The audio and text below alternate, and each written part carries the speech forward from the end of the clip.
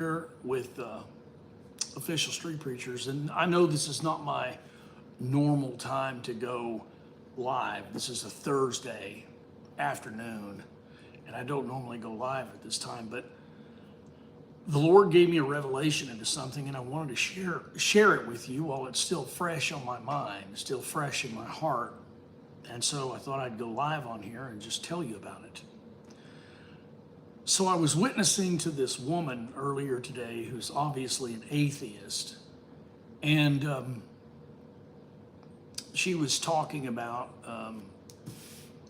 different things. She got upset because I had posted something against homosexuality on Facebook. Imagine that, me doing that, right? So in any case, she said something, and I prayed about it before I responded, and the Lord gave me this revelation. And I'm going to read you what she said. I'm not going to say her name because I don't think that's important. And I'm going to read you my response verbatim. And then I'm going to explain to you what the Lord actually was telling me. Okay? So here's what she wrote on Facebook. She said, "This is why Christianity is losing people." I printed this off because I wanted to make sure I got the quote exactly right. "This is why Christianity is losing people. Plenty of people have died and come back having talked to a God who loves everyone unconditionally. Unconditionally. Christianity has become a refuge for those that hate. Even though Jesus told us to love one another, I want nothing," and this is the key issue here, this is the key point. "I want nothing to do with a God who would punish someone eternally for loving someone else for any reason." And here is my response. This is what I responded to after prayer. I said, "You want to make up your own truth. You want to be God yourself. We can love anyone and are commanded to love everyone. But we are restricted to having sex with only one spouse of the opposite gender. We don't get to make up new genders. We don't get to twist the rules or make up our own rules. I want a God who is perfect, who refuses to budge from the truth. I want a rock of truth and salvation. God has a soft heart, but hard hands. That's the God of the Bible, the God of all creation. I love him as he is. You want God to accept you in your sin, in your pride, and in your rebellion. But you won't accept God in his perfection, in his holiness. You are a sad, angry, bitter sinner who doesn't need affirmation in your faults. You need redemption. You need salvation.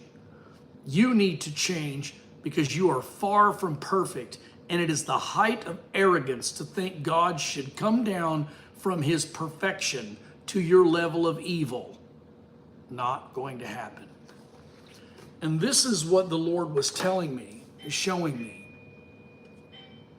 is that he was showing me that God is perfect. This is why Jesus said that you should be perfect as your Father in heaven is perfect. That's what he said. It means God is already perfect. He doesn't need to step down to your level. Jesus already did that in the physical, not in the spiritual sense. He didn't step down to our level, but he stepped down to our level in the physical sense by coming to this earth and dying on the cross and rising from the dead. But he did not step down in a spiritual way. He did not. He did not step down off of his throne. God is still on his throne, and he will not give up that throne. You know, there was a Prince Edward who gave up his throne back in the day in England. I think it was back in the 30s, prior to or just prior to World War II. He gave up his throne because the rule was he couldn't have a the throne and be married to a divorced woman. He couldn't do that. So he gave up the throne for this woman. God is not going to give up his throne for you. So people in England were upset about that. People in America thought it was romantic. That's the problem with people in America. He had a bigger role to fulfill as king of England, but he gave it up so he could be married to this divorced woman. God is not going to step off his throne for you. He already did that with Jesus Christ. He sent his son down here, down on the cross, and rise from the dead. That's all you're getting. He's not going to step off of his throne for you. He's not going to lower himself to your level. He's not going to accept you as you are. He accepts you born again, being like his son, Jesus Christ. That's how he accepts us all. But the sinner wants God to step off the throne down to their level and do what they want. God is not going to do that. Anyway, I just thought I'd give you this little revelation, something to chew on. God bless you guys, and you all have a good day.